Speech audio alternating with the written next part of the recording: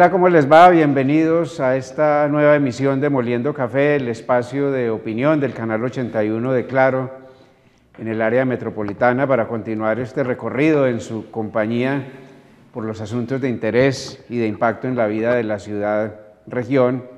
Aquí hemos transitado los senderos de la política, de la cultura, la empresa, la academia, la educación, las políticas públicas.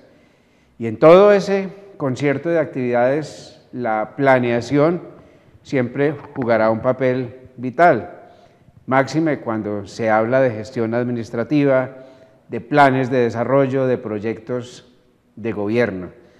Sin embargo, una cosa muy distinta es la planeación en el papel, en el concepto, en la cabeza de los expertos, y una muy diferente en la vida cotidiana, su expresión en la vida cotidiana. Para hablar de alguna de esas cosas nos acompaña el secretario de Planeación del Departamento de Risaralda, el ingeniero industrial Carlos Elías Restrepo Ferro, quien además adelanta una especialización en desarrollo, pero esos son asuntos que van a ir aflorando a lo largo de nuestra charla de hoy. En primer lugar, queremos saludarlo, ingeniero, y agradecerle su tiempo y el haber aceptado esta invitación a Moliendo Café.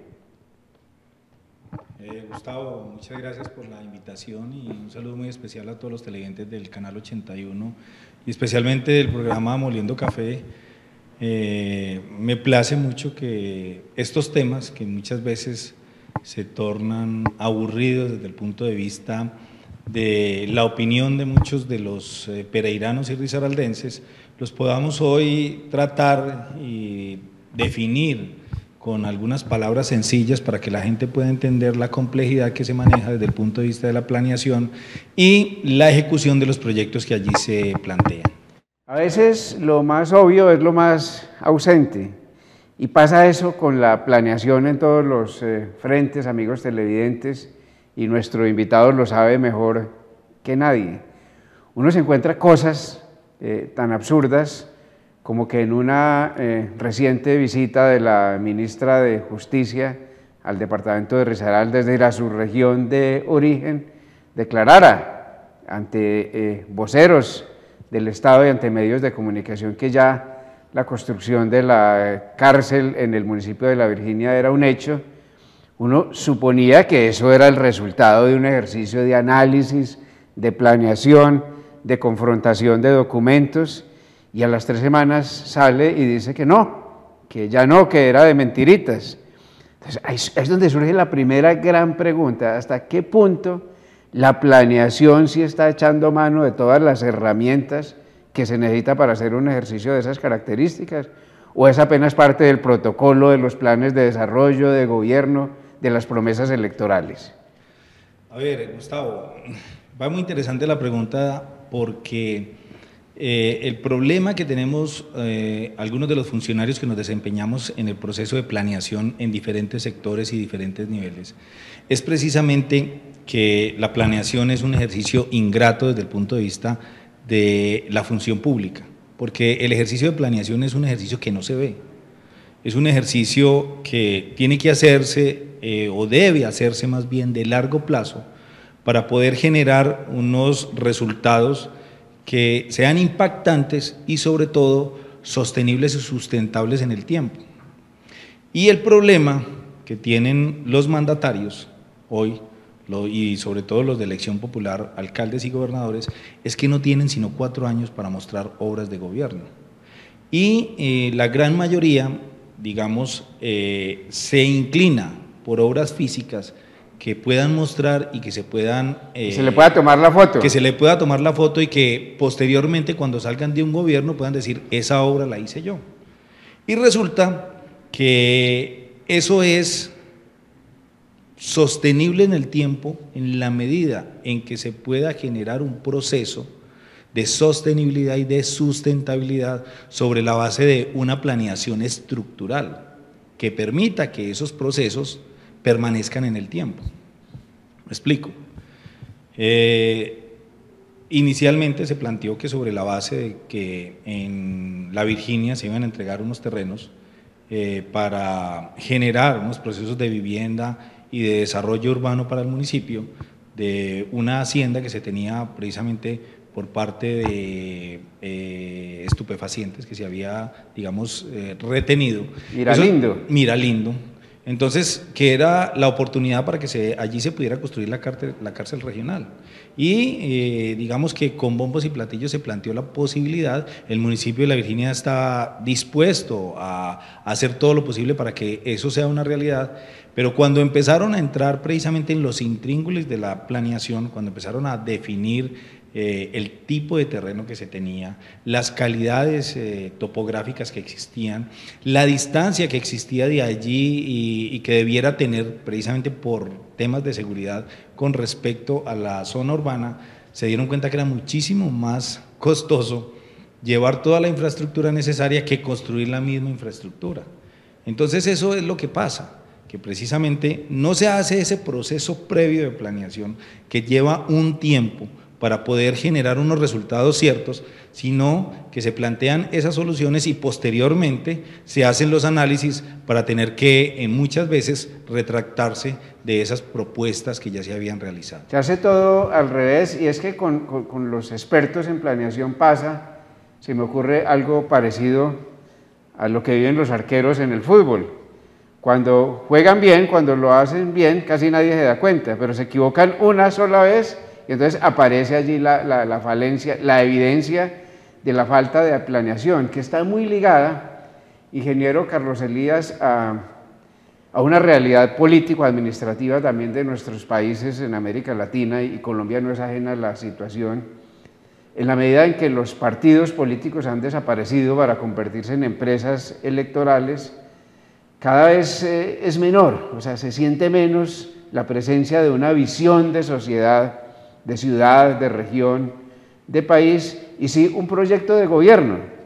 El problema es que, usted bien lo decía al comienzo, los gobiernos cambian cada 4 años, las necesidades y expectativas de las sociedades, de los individuos siguen, pero es que resulta que llega otro señor y ya no le interesa lo que se planteó como programa de planeación del anterior, de planeación en todos los frentes, en educación, en salud, en finanzas, en productividad, en el sector agrícola, en fin. Entonces, vuelta a empezar de cero.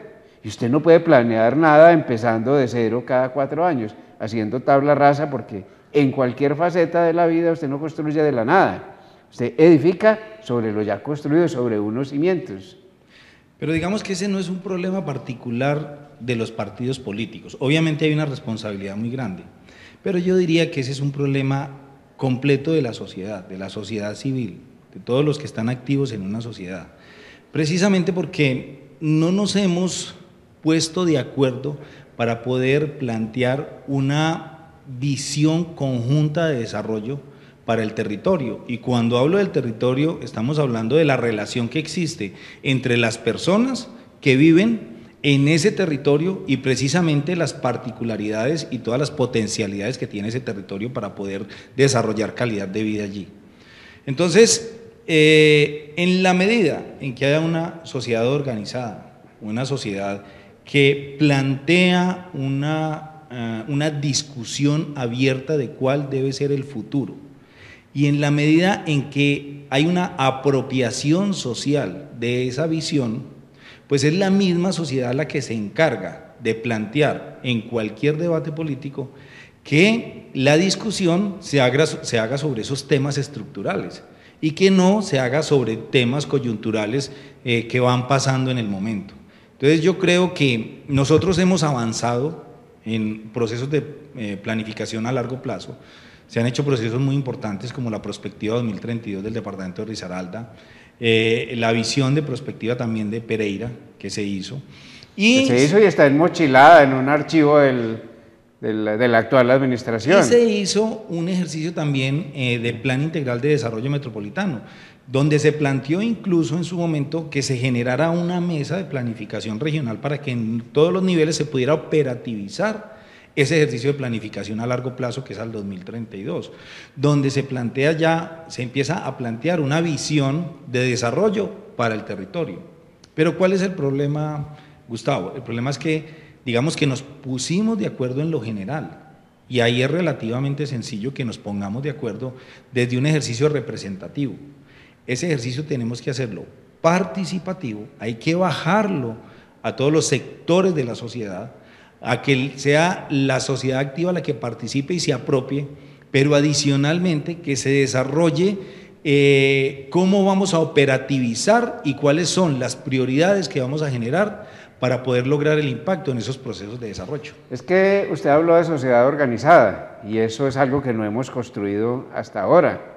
En algunos sectores podrá haber avances muy interesantes, pero en otros uno vuelve a ver, y eso no lo estamos inventando.